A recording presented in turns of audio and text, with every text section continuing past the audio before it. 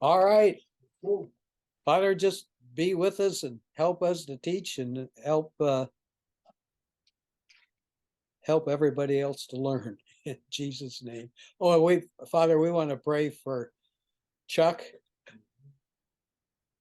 Ann, and Scott. Every one of them is sick. And I know two of them have got that nasty cold, which I had before Christmas. Anyway, amen. All right. Of course, I start out by repeating and going through stuff that we did before. Today, I'm going to just share my screen, and I printed out all my notes. So here's Chapter 2A review.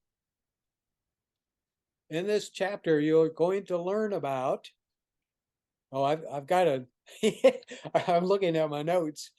Frequencies available to extra class licensees, DXing and contest test operating, using a remote station, satellite orbits and signals, satellite transponders, and oh, good. Now, Scott's not here. No. Remember, he was complaining about my arrow last time? Very nice. So now you can find the arrow. But there are 4 bands in which amateur extras get extra space. And what are those bands? I want to hear from you guys. Do you know what bands they are? 80, 40, 20. Yep. 80, 40, 20, 10. 15. 80, 40, 20, 15, and 10. What are those frequencies? What's 80 meters? 80 is. See, you're right. I hear you. 3.5? 3.5 megahertz. What's 40 meters? 7 megahertz. 7. Oh my gosh, it's locked. 21. Yep. 28. And 28. Somebody got it. Did any of the rest of you out there understand that? The frequency, the bands, is 80 meters. That's the length of the wave. And the frequency is 3.5 megahertz. So on 40 meters, it's 7 megahertz. And 20, it's 20 meters is the length of the wave. And the frequency is 14 megahertz. And then 15 is 21 megahertz. And 10 meters, it's 10 meters long wavelength with a frequency of 28 megahertz. Remember that. There will be a quiz during the break. You're not going to get a break. Okay, let's move on. General operating, DXing. DXing is normally comes from the CW days, and D is distance, so they just transmitted DX to indicate they wanted a station that was outside of their country. Now, on V8, that's HF. VHF, which is 30 megahertz to 300 megahertz, which would be the 6 meter band and the 2 meter band and the 1.25 meter band, which is 220 megahertz. DX for that is 100 to 200 miles is considered DX, because that signal goes straight out of the atmosphere. HF bands will go into the atmosphere, bend and bounce back. And you can literally get a signal that'll bounce all the way around the world under certain conditions. And I've known people that have heard that. I'm not much of an operator, so I don't operate all the time, so I've never heard it personally, but I know that it works. Then there are the DX windows and watering holes. There is in your book a table that gives all of those places where you can go to and look for DX. Pile up, last time we had Scott do a video for us, and he showed what it was like for people to be on the on a pile up. And he tried to get in, he could not get in. The thing about pile ups, if you really want this person, which everybody seems to want them, you'll get on there and call, this is so-and-so in some remote country, and everybody will get excited and try to operate him at once. So there'll be 100 people trying to get him. So if with patience, you just sit there and wait till all the guys with their 1500-watt amplifiers and 6-element beams get their signal in, and then you'll fit in. DX propagation, excuse me. There are all kinds of modes of propagation. We are right now at the beginning of what's called a sunspot cycle. Can anybody tell me how long a sunspot cycle lasts? 11 years. 11 years. Correct. The sun goes through this cycle of having almost no sunspots, and then 5.5 years from then, they have the maximum number of sunspots, and then 5.5 years from that, they're back to minimum again.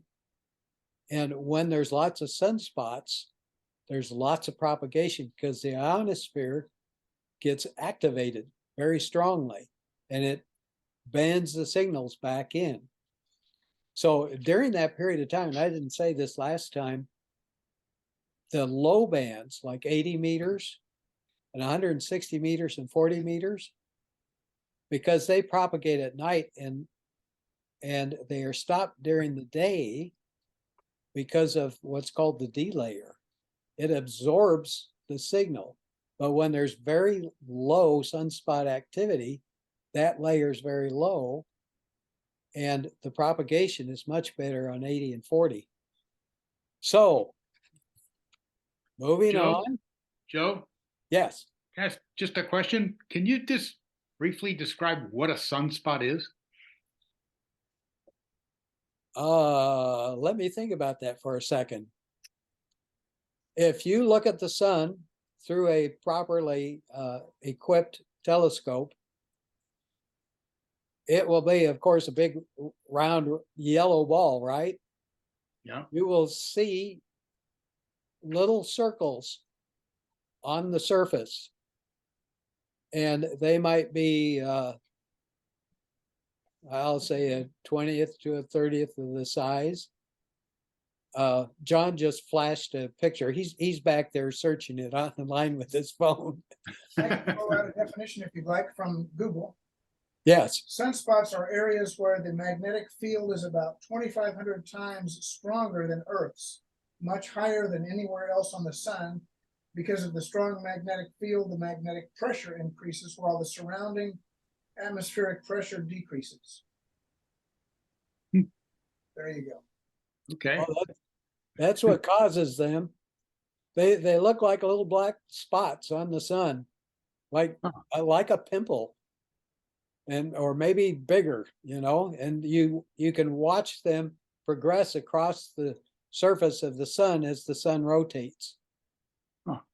And so at the low period, you may have no sunspots to 3 or 4, and you can have quite a few when the activities are high. Oh, there's a picture of it. One. Okay. Thank you. Oh, John, thank you. That works. Hopefully everybody can see that. Not All right. exactly the sharing of a screen in the Zoom sense, but it worked. No, but that worked. Good job.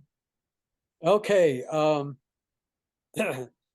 Contesting, or it's often called radio sport. Main purpose is to enhance communications and operating skills. The resources for contesting. There's a book, I wish I had it right now, called the ARRL Operating Manual.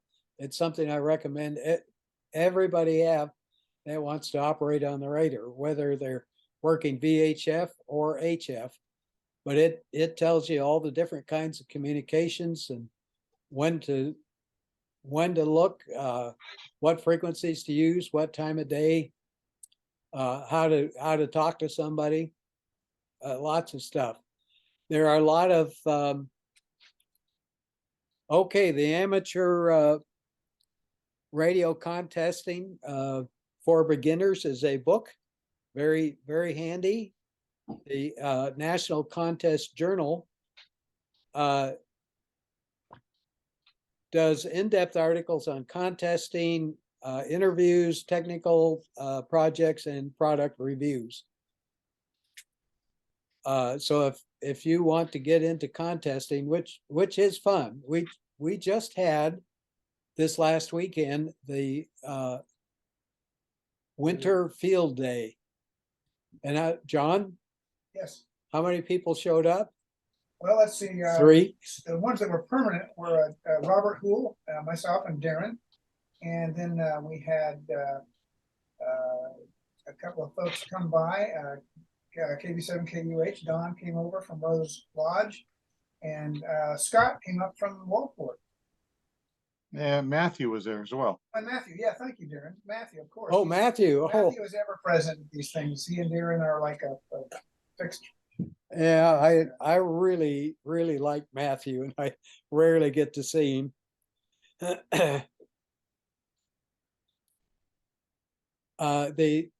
One of the publications is the ARRL contest update, and it's a bi-weekly email newsletter, and it's free. And then there's the CQ contest and VHF contesting, also an online publication that are very handy. So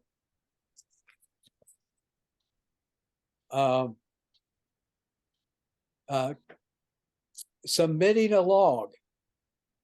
Now, you are not required to have a log anymore. When I was a new ham, that was a must. And I kept, You mean every time you were on the radio? every time I was on the radio, every time I talked to somebody, every time I called CQ, I would log. And I was paranoid. If you didn't have a log, they probably would have never checked. But it was important back in those days. Today it's not required. But if you're going to be involved in contesting, it's best, it's not required, but it's best if you send in a log telling the people that you contacted, so that the people who are running the contest can check to make sure people actually made their contacts.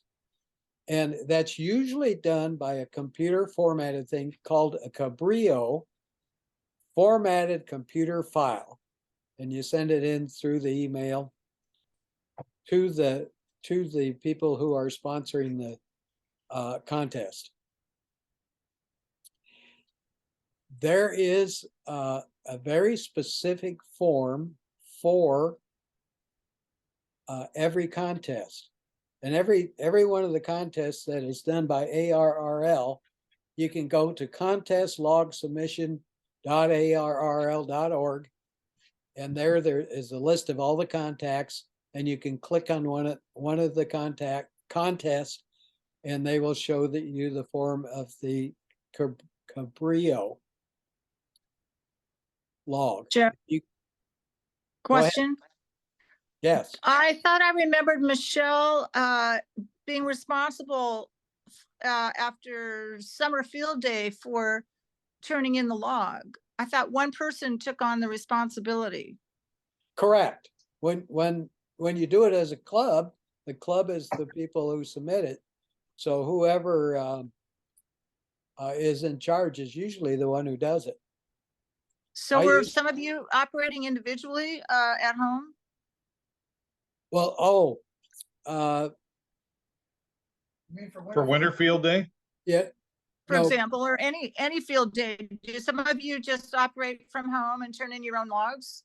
Yes. Rudy, that is true. However, that is a very new thing.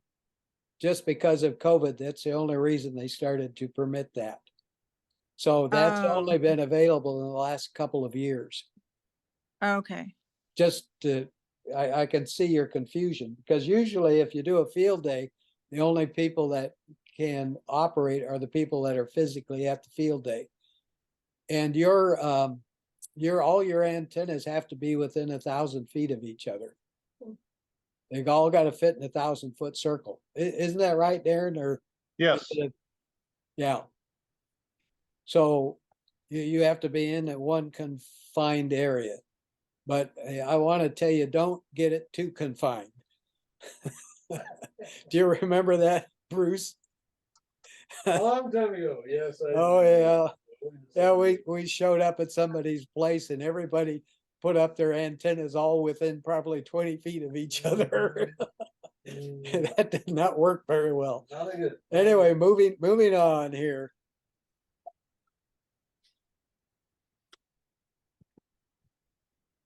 Okay. Using spotting networks.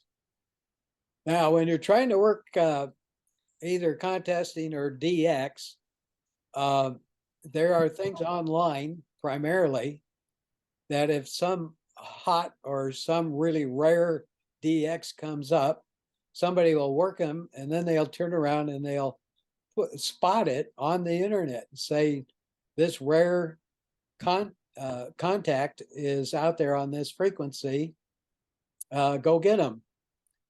But there is one thing, you do not spot yourself. That's an absolute no-no. Most HF contest rules permits spotting networks. Some don't, so be sure to check with the rules before you get involved in a contest. Remote stations. That allows you to operate a station from another location via internet or radio. And there's a lot of reasons for that. It used to be, it was pretty rare, but now it's real common because there's a lot of people that have developed the software through the internet that can operate a radio. You can take your radio, buy a piece of equipment, set it next to your radio, plug it into the internet, and then from another location, operate your radio. And Bruce is shaking his head back there, but Bruce, see, you live in a wonderful location that's relatively low noise. I'm old school. Go ahead, go on. I turn on the radio here tonight, and on 20 meters, the noise level was S9. So what does that mean to somebody who doesn't know what that means? Real loud and a whole lot of garbage. That means it's a lot of noise. A strong signal on HF is S9. So you would have to have at least an S9 signal or stronger to be heard over the noise. And anything, if somebody were an S5, the noise would just totally cover them up. So how does somebody tell what their noise level is? Explain how they do that. Yeah. If that's not jumping ahead. It is, but it's a good question. Basically, when you turn on your radio, there's a meter on your radio. And the old-fashioned ones, they went like this, the old analog ones. And if it was a real weak signal, it would be down, whoops, for your reference, it would be down like this. And if it were like an S3 or something, it would move up here. If it were an S9, it'd be right up in the middle. And they have like plus 10 dB, plus 20 dB, plus 30 dB for signal strength. If somebody's S9 plus 20 dB, that's an extremely strong signal. So anyway, noise level, Bruce, you enjoy a quite noise level. Where I live, the noise is fairly low, but I'm just kind of on the outskirts of town. But things are starting to grow in around me, so it's going to get worse. But anyway, just hang on just a second. If you have that kind of noise and you have a friend like our friend Dave Sanford, who has a farm, and he sets up antennas and a radio, and you put in one of these boxes that hooks up to the internet, you can operate his equipment from anywhere in the world, literally. Go ahead, Scott. I mean, Bruce. Bruce, I'm Bruce, not Scott. Okay. This kind of noise, is it all man-made or is there some of that from nature? Yes, Which way? it's both. Oh, Actually, in the old CW days, they called it QRM yes. and QRN. And QRM is man-made noise, and QRN is natural made noise. So I don't know what you'd call city noise, if that would be natural or QRM or QRN. But anyway, when you turn on your radio, it's just going like that. No, And that's just from all the switches and things turning off in the city. And every time something switch on and off, it generates RF. so it could be a transformer down at the corner or a fluorescent light in the next building Or in your building. or in the building. Yes. Okay. Thank you. Any other questions? Okay. Or you may travel a lot. You may love talking on the radio, which a lot of people do. I don't, but there are people that just love to get on. I mean, Scott is one. He just loves to get on and talk to people. I mean, I sat there and watched him and actually enjoyed watching him have fun. And they really just have a great time doing that. Well, if they're traveling a lot, they don't have access to their radio. But today, if you have one of these cell phones, you can access your radio and operate it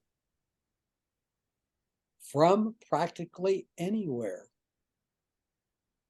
You can do it over the phone lines, over the internet, especially the internet. But anyway, if you are using a remote station that's within the United States, you do not have to designate that you are using a remote station. However, Scott told us last time, most people do. But if you're outside of the United States, you have to use the country prefix before your call. So, any questions? Nothing? Nothing from the peanut gallery out there? Hi, Annalise. I see you. All right, chapter 2B, amateur satellites. Now this is going to be fun. John, can you set yours so that the picture is beside our pictures? Yeah, let me check that out. You had it that way earlier. Yeah, like that. Thank you. I don't know if I can do that. Sure, you should be able to review. Yeah, but I don't have view as an option here.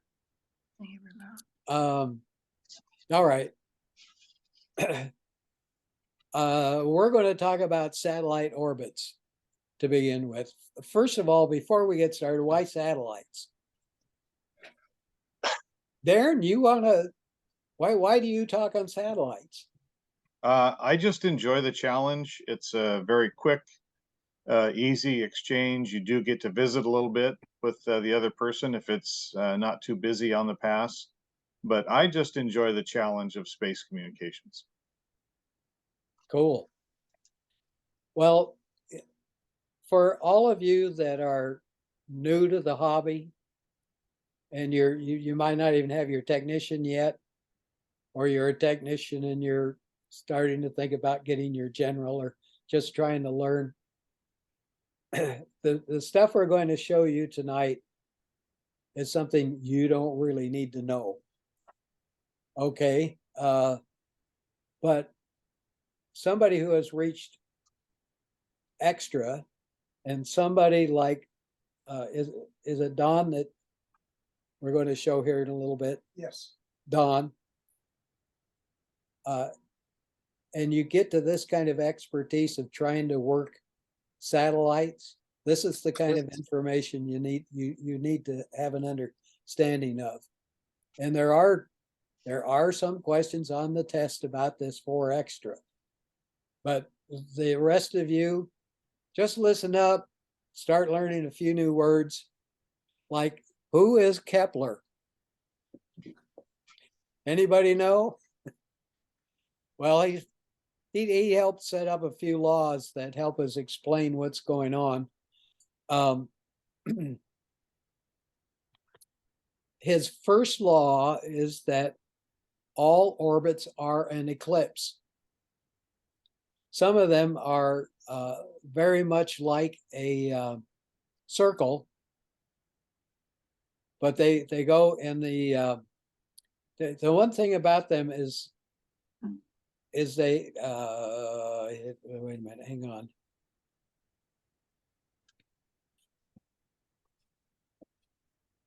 They have a ratio, and it goes from 0 to 1.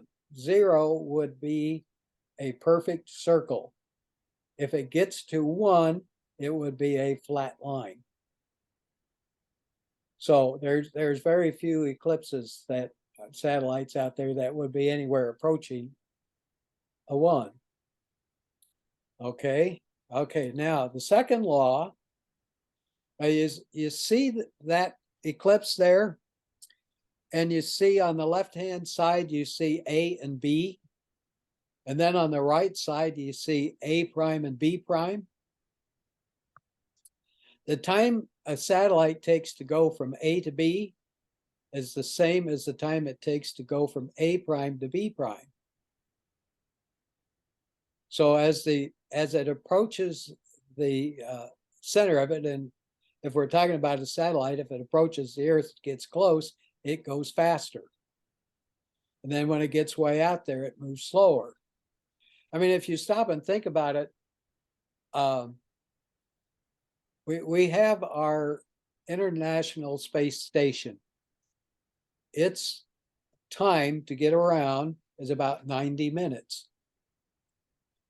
And if we go from that and we go farther out, we can get satellites that, if you're just at the right distance, they will literally stand still in the sky. And if they happen to be right at the equator, they call that a Geostationary. geostationary. You know, I think I've got this farther on in here. So anyway, Kepler's third law. Oh, this is the orbital period that I was talking about. If you're close, it'll go fast. There's the International Space Station up about 90 minutes. And if you get high enough, it's geosynchronous. At the equator, it's geostationary, as already been said. But if you stop and think about it, look at our moon. It's 200,000 miles out.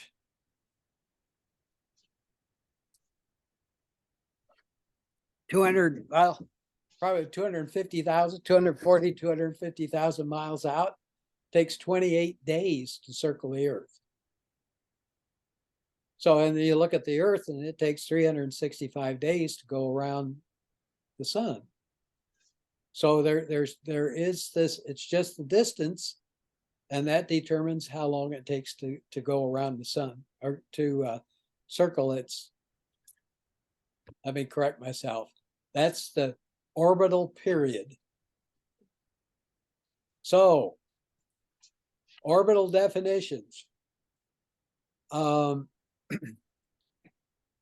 This illustrates the different ways of talking about the orbit of a satellite. So if you look at the right-hand side of that, it says inclination angle. That's the angle of the satellite as it goes around to the Earth in comparison to the equator.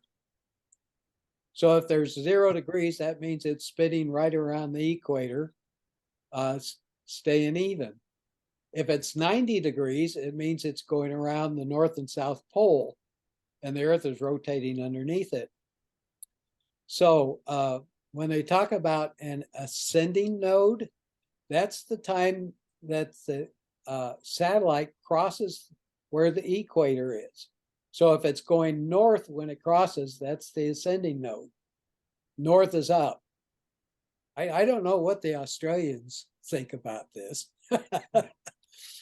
I remember being in Australia and going to the airport. They had a picture of the world and it was upside down. I took a picture of it. I wish I could find that picture, but anyway, the descending node is when it crosses the equator and the satellite is headed south. Anyway, for those of you who are planning to take the test, study this carefully in the manual and check out all the questions online or in the back of the book that have the answers to these. Here we go again. I've already discussed these.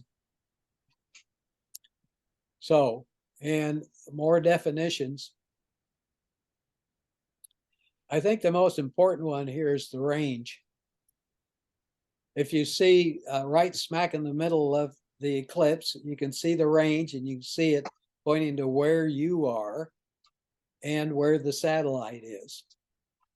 So if you're ever trying to describe what is happening with the satellite, you would want to know this information so that you can tell somebody what's going on, or if you're trying to figure out where it is. There are two other words, apogee and perigee, which the apogee is the farthest point of the satellite from the Earth, and the perigee is the closest point. So remember what we talked about earlier? The perigee is when it's close to the Earth, that's when it's moving the fastest. And when it's out at the apogee, the farthest from the Earth, that's when it's moving the slowest.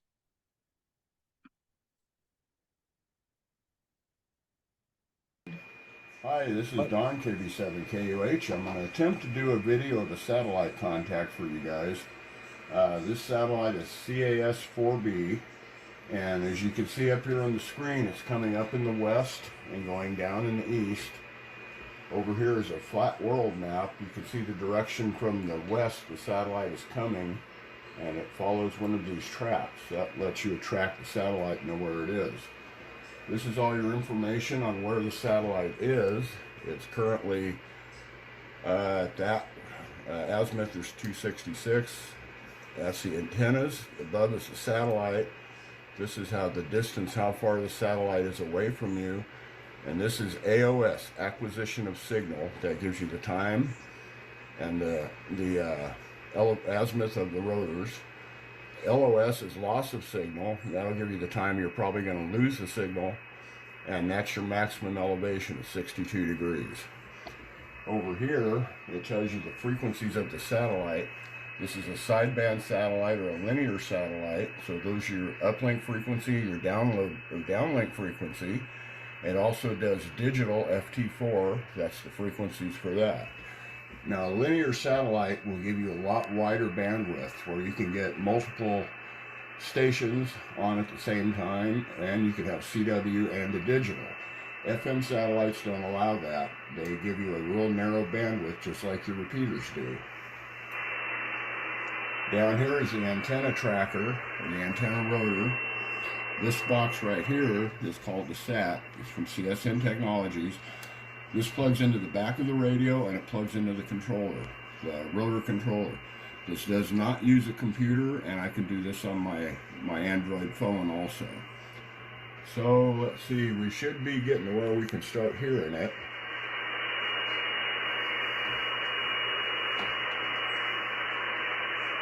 This shows the elevation from the ground as the satellite coming up, and the antennas are actually tracking that satellite, and they're also tracking the frequency on the radio to adjust for Doppler shift, and that's all done in this little box right here.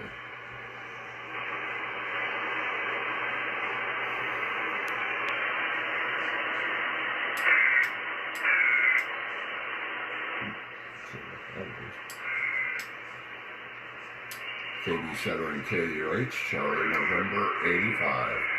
Now I heard myself. I've got to adjust the RIT to hear my state, to hear myself in here. KB7KUH, Charlie, November 85. RIT is receiver increment tuning. That's weird. KB7KUH, Charlie, November 85. KB7KUH, Charlie, November 85. That's weird. I don't know what that's.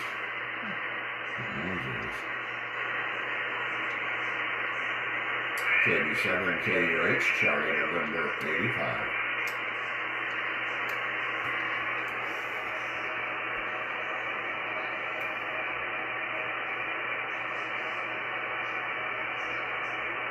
KB7KUH, Charlie, November 85.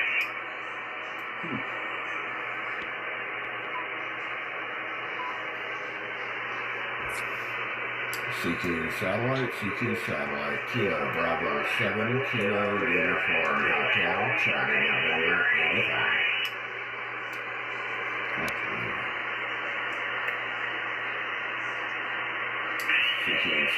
CQ satellite, Kilo Bravo 7, Kilo Uniform Hotel, Charlie, November 85. I don't know what that noise is, that's weird.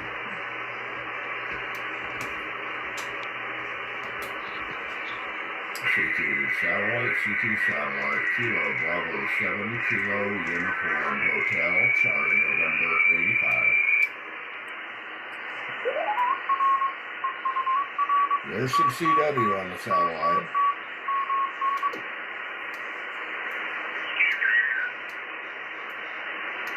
CQ satellite, KB7KUH, Charlie, November 85.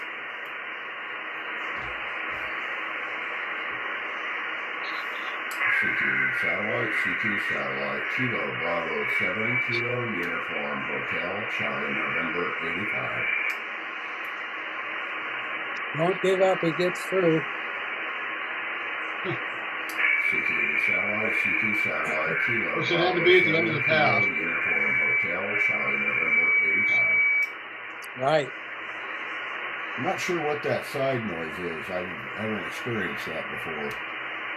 CQ satellite, Kilo Bravo 7, Kilo Uniform Hotel, Charlie, November 85. Whiskey Alpha 6, Romeo Lima Romeo. Whiskey Alpha 6 station, come again, please. Whiskey Alpha 6, Romeo Lima Romeo. Whiskey Alpha 6, Lima Romeo, Romeo Lima Romeo, KB7KUH, Charlie, November 85 on the Oregon coast. QSL to Charlie, November 85. QSL Mike Delta, Mike 13. We're down here in San Clemente. The name is Doug. Okay, Doug, good to hear you. Let's see, I'm doing a video for our extra class on satellite contact, so I appreciate the contact. Oh, you're more than welcome. Where in the Oregon coast are you located? Just east of Lincoln City. East of Lincoln City, okay. Help me out a little bit. I know where Portland is, know where the Columbia River comes out. Okay, we're on the central Oregon coast. The biggest town would be Newport, QSL. Okay, I got you now. I've been down to Tillamook and, let's see, Cannon Beach and some of the areas in there. So I have you now. Okay, Doug, well, thanks for the contact. I'm going to lose you from the tree, so 73s and thanks again.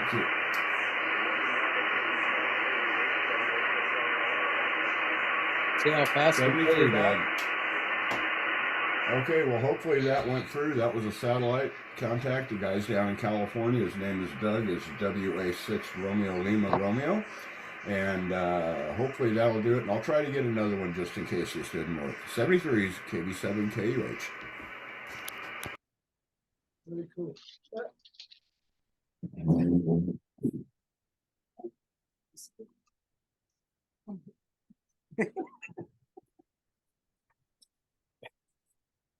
Don, that was awesome. Don, tell us about your. Well, maybe wait till the end of the stuff. pass. Of course. Makes me want Yeah, I to had get my a weird- gear hooked up now. Yeah, I had a weird noise. I don't know what that was. I'll have to figure it out. Question? Go ahead. I'm curious. So after his call sign, he was also signaling Charlie November 85. What was that? That's the grid square, my Ah, okay. location. Is everybody familiar with grid squares? I'm not. Well, but I think they're 2 degrees north and south and 1 degree west. Is that correct, Daron? Well, I don't know.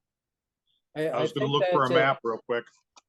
The whole world is divided into these little squares.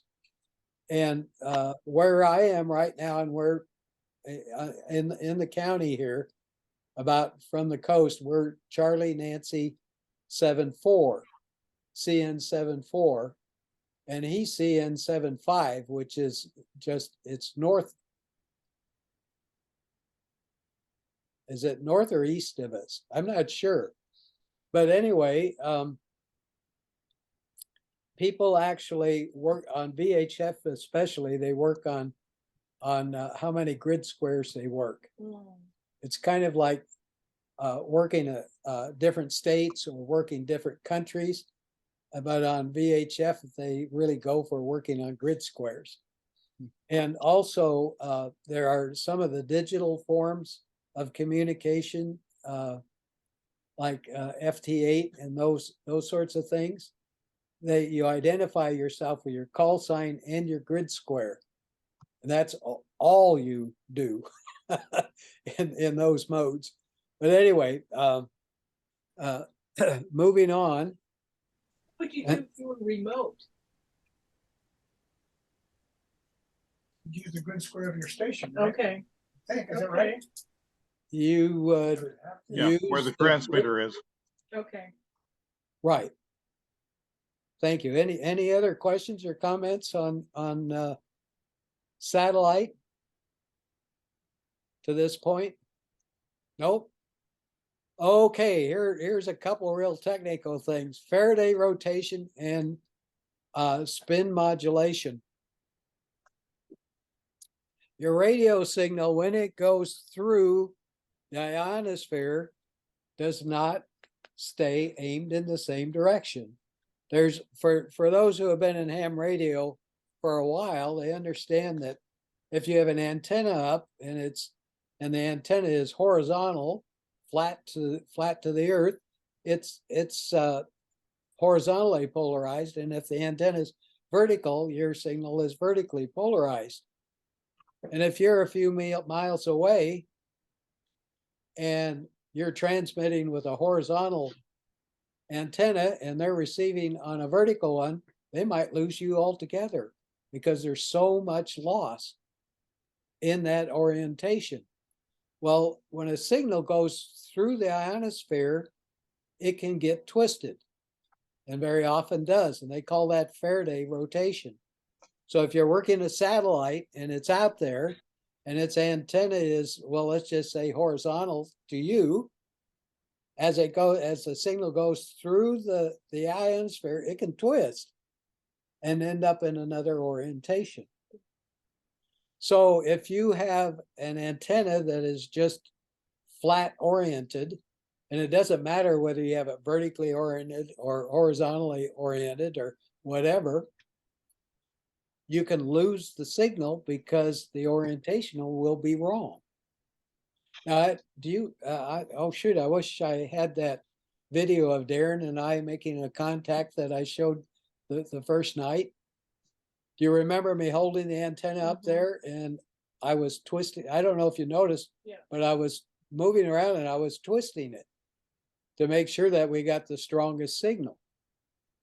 Because if the orientation had been wrong, we might not have been able to receive the signal. So this is called Faraday rotation, and it's a common problem. So to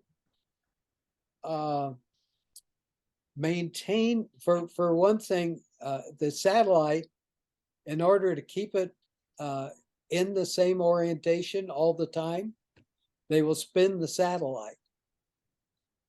So it's like a top. When you spin it, it stays in that same position. It doesn't wobble around. So they spin the satellite so it'll stay in one orientation. And then as if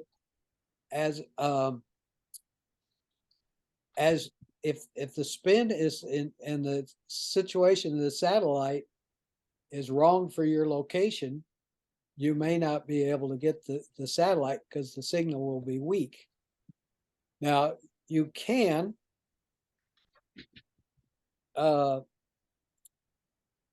if that is the case, that is what's called spin modulation, because your antenna and the antenna on the satellite are not lined up properly.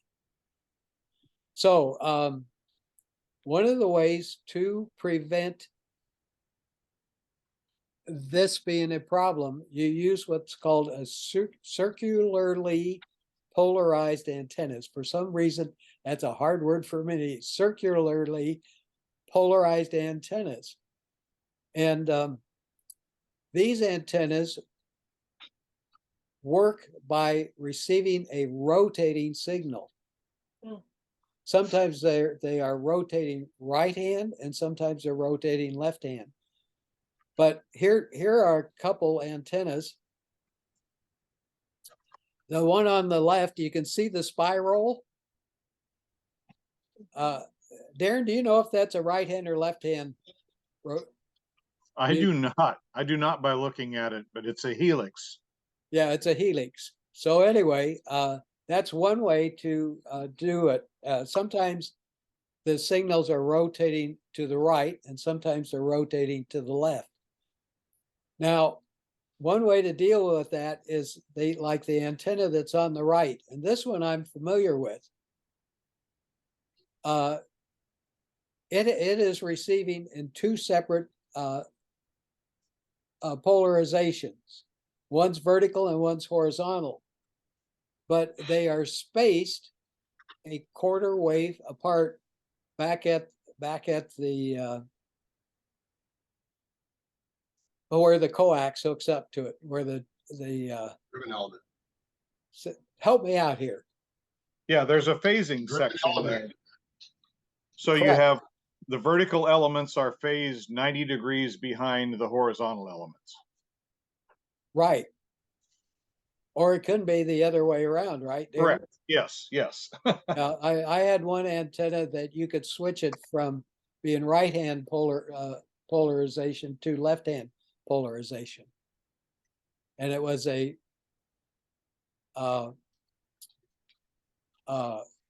there was a box on it with a relay that would make the change and had a timing loop in it. But anyway, Right. okay. Non-polarized antennas. Oh, I was going to get a picture and put in there. Sorry, folks.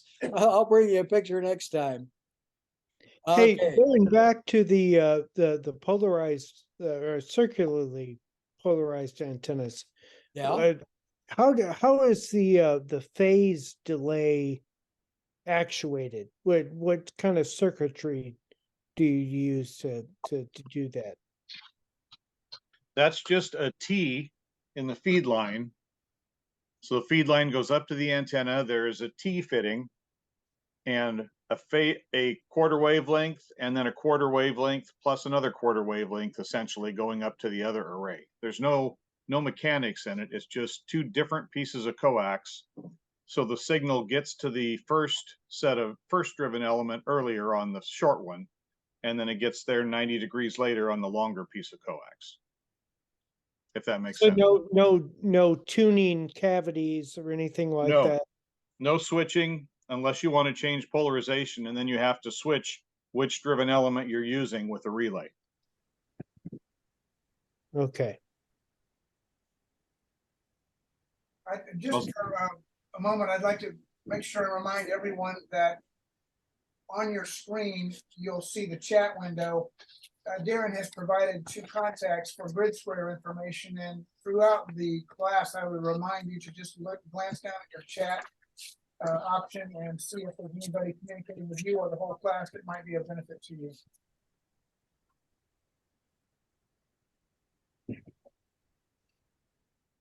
Okay, any questions?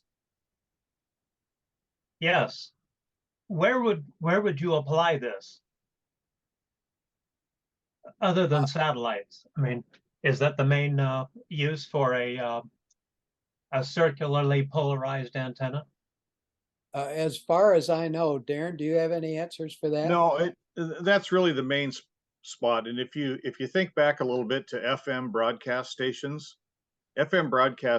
are generally circularly polarized as well. And if you can picture this, their 2 markets are old folks like me sitting at home with a horizontally polarized Yagi antenna on the roof listening to classical music. Okay. Yeah. So I need it horizontal. And younger people driving around town in their cars with a vertical whip antenna listening to rock and roll. So in order to meet both of those markets, the FM broadcast stations use a circularly polarized antenna. So they divide that signal between both polarizations, if that makes sense. And then it can be received on a whip? Yes, so you can get it just about equally as well on a whip as you could on a horizontal dipole.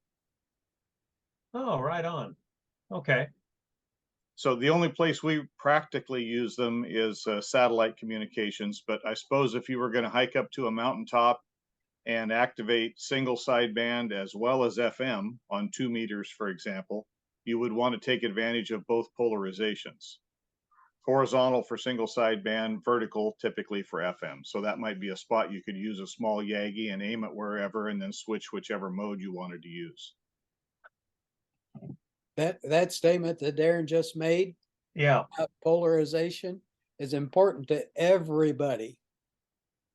Especially if we start out, we got a little handheld radio that we're holding, and we're using a repeater. Repeaters are vertically oriented for FM. If you're trying to make contact in what do they call it? Low noise, for horizontal weak signal. Weak Right. signal orientation, they usually do it horizontally. So Daron went off to get something. Yeah. So when you use your handheld, no gangster style horizontal kind of thing here like you would with a gun. Keep the antenna vertical. And if you're listening to the repeater sometime with your handheld and it's a little noisy, just do this and see how far. You'll probably lose the complete signal just by turning your radio sideways. Instead of vertical. That'll show you how different and how important that polarization factor is. I have one more question about antennas, and that's on 10 meters, say. I suppose it matters whether the person that's hosting is using a vertical or a horizontal. Is that true? We kind of have that debate going. Oh, Whether I say absolutely. At some point, as you migrate from VHF down to HF, that polarization isn't nearly as critical. If I have an inverted V on 80 meters and you have an 80-meter vertical, we can still talk back and forth pretty well. okay. So at some point in that progression from VHF to HF, some changes take place. And the question has been whether it's really critical at 10 meters. Mhm. I think the polarization is probably noticeable at 10 meters. I'm not sure how critical it is. I would love to have a test set up with a 10-meter dipole that I could just rotate while we're talking and see if we could make, see if you could distinguish the difference. I'm very curious. Well, you could do that with a couple of ham sticks. Sure, you've got to get them away from the support structure. So you've got to use a wooden support structure or something that's non-conductive. But yeah, I would love to do that sometime on a 10-meter net just to see what the difference is. Right on. But I'll defer to Joe. He's got more experience at it than me. Yeah, I ran a 10-meter net for several years, and it was a local net. Now, are you using the 10-meter net on Tuesday evenings? I'm not, no. Oh. Not yet anyway. I can't really do it here at this apartment complex I live in. And one of my goals this summer is to take my 991 out into the field and set up a ham stick, a couple of ham sticks, which I have already have the antenna. I just need to go out there and give it a shot on 10 meters. Oh yeah, well the 10 meters is opening up. You'll be able to talk around the world here pretty soon. Oh, So wow. that's a good thing. But our local net, the polarization was critical. I was in Newport and I was vertically oriented. And if somebody had horizontal and they were in Walport, they could not copy me at all. Because the signal, Walport is just under the horizon. And it would be a very weak signal that would approach them down there. And you can lose as much as 30 dB of signal strength if your orientation is not correct. So, John, I'm almost done, so I'm going to finish. Yeah, go ahead. Yeah, no, I was talking to my John here. So anyway, let's get back to the satellite operation. I do want to finish this. Repeaters, a satellite that does FM, and Daron, you stick in here, or Don, if I get anything messed up. But FM satellites are like our repeaters. You transmit up to them, say on 70 centimeters, and then they broadcast back to you on 2 meters. Our repeaters, of course, have huge, what do they call them for? Duplexers? Duplexers, yeah. They're big and they're heavy, so you can't have them on satellites. So they do it cross band. You could and usually it's up on 70, right? And back on 2? Yeah, it depends. They do it both ways. Do they? Okay. Anyway, that's how they act. Now, transponders, Don's illustration was a transponder. And that satellite you can transmit on various frequencies in that. Don, can you explain that? Yeah, it's just your bandwidth is a lot wider, so you've got room for the single sideband 2 meter 440 contacts. You've got room for digital, and then people on CW seem to go anywhere they want. It's kind of segmented a little bit. It's wide enough to where you're not really interfering with each other. Yeah. Yeah, you transmit up to it on one frequency, and it just receives it and puts it. They call it an IF, I think, and then they retransmit it out on another frequency. But if you go on the high frequency end of on the input, it'll come out on the low frequency end of the output. Isn't that correct, Don?